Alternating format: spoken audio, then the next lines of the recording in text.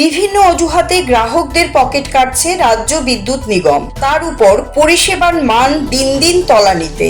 এই অবস্থায় সোচ্চার হয়েছে ত্রিপুরা ইলেকট্রিসিটি কনজিউমার্স অ্যাসোসিয়েশন। বিদ্যুৎ নিগমের বিভিন্ন ব্যর্থতা তুলে ধরে অবিলম্বে তা দূর করার লক্ষ্যে ত্রিপুরা ইলেকট্রিসিটি কর্পোরেশন লিমিটেডের সদর দপ্তরের সামনে বিক্ষোভ প্রদর্শন করে।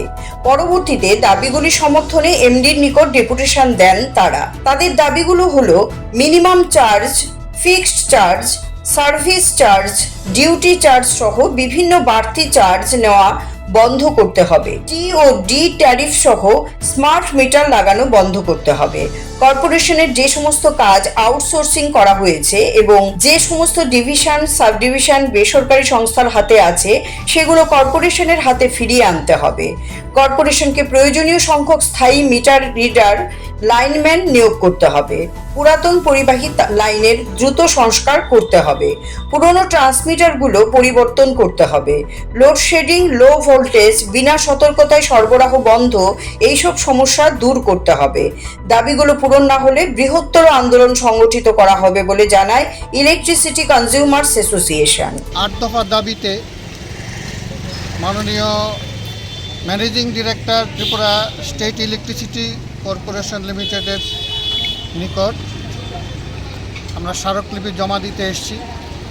আমাদের দাবি, গ্রাহকদের জোর করে টিওডি সিস্টেমের যে স্মার্ট মিটার, এই স্মার্ট মিটার লাগানো বন্ধ করা। যখন তখন বিদ্যুৎ চলে যায়, লোডশেডিং, লো ভোল্টেজের সমস্যায় সাধারণ মানুষ ভুগছে, এগুলি দ্রুত মেরামতি করা।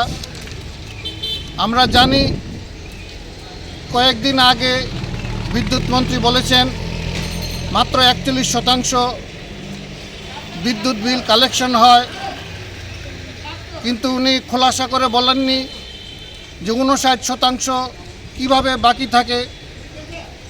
কিন্তু আমরা জানি সরকারি দপ্তরগুলি মূলত বড় বড় ডিফল্টার এবং লাইনম্যান না থাকাতে যেমন নিয়মিত পরিষেবাগুলি বিঘ্নিত হচ্ছে, তেমনি মিটার রিডার না থাকাতে এগুলি সব আউটসোর্সিংয়ের মাধ্যমে করা হচ্ছে, ফলে ঠিকমতো বিল হচ্ছে না, তাই বিদ্যুতের বিল কালেকশন হচ্ছে না।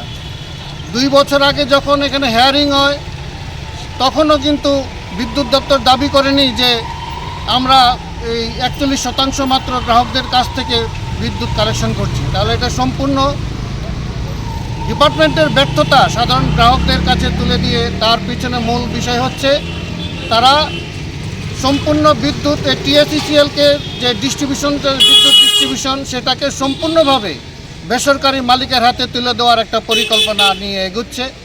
আমরা তার প্রতিবাদ করছি এবং আমরা দাবি করছি স্থায়ী মিটার রিডার এবং এই যে বিদ্যুতের তার যেগুলি লাইন ঠিক করার জন্য স্থায়ী লাইনম্যান নিয়োগ করার জন্য আমরা দাবি জানাচ্ছি। আমরা দাবি জানাচ্ছি পিএম সূর্য যোজনায় অফগ্রিড যে সোলার যে বিদ্যুৎ, সেটা অফগ্রিডও মিনিমাম 60% ভর্তুকি দিতে হবে। আমরা পুরাতন যে লাইনগুলি আছে সেগুলি দ্রুত পরিবর্তন করার কথা বলছি, কারণ আপনারা জানেন ঝড় বৃষ্টি না থাকা সত্ত্বেও দিনের মধ্যে 8-10 বার বিদ্যুৎ চলে যাচ্ছে। Minimum charge, fixed charge, duty charge, Sunday charge বিভিন্ন নামে কাস্টমারদের কাছ থেকে বাড়তি টাকা আদায় করছে। বিদ্যুৎ যতটা আমরা ব্যবহার করব আপনারা ততটা দাম দিন, কিন্তু বাড়তি টাকা কেন আদায় করবে?